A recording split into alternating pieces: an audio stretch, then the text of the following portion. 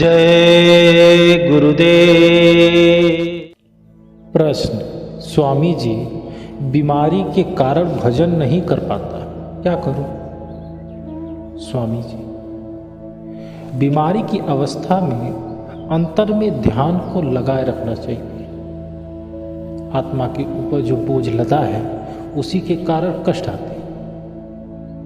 कर्मों के पर्दे जब साफ हो जाते हैं तब जाके आराम मिलता है।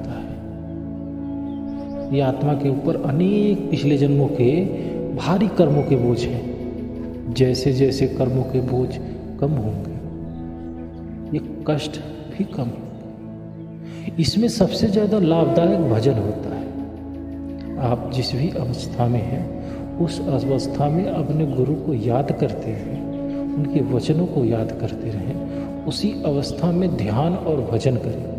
लोगों का मानना है कि जब शारीरिक कष्ट होता है तो मन लगता नहीं है, जबकि यह गलत है। जब शारीरिक कष्ट होते हैं तो उस कष्ट में एक आधार की आवश्यकता होती है। वह आधार सतगुरु है।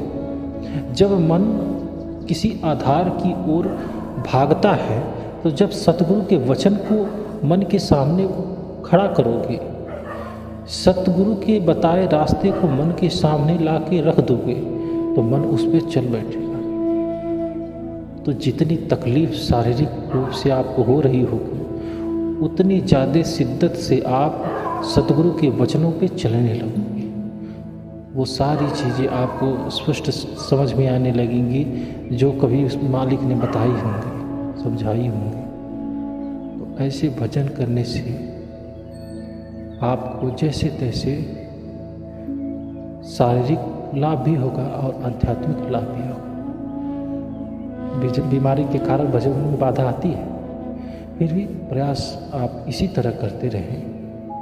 भजन न छूटने पाए, बैठ के लेट के जैसे भी आपको सुविधा हो उस अवस्था में उस रास्ते का पीछा न छोड़े, उस रास्ते पर चले।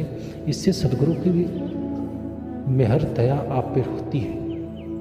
वो कुल मालिक देखता है कि तमाम विकट परिस्थितियों को रहते हुए भी यह उस रास्ते पर चलने के लिए अपने तन मन को लगाए हुए हैं।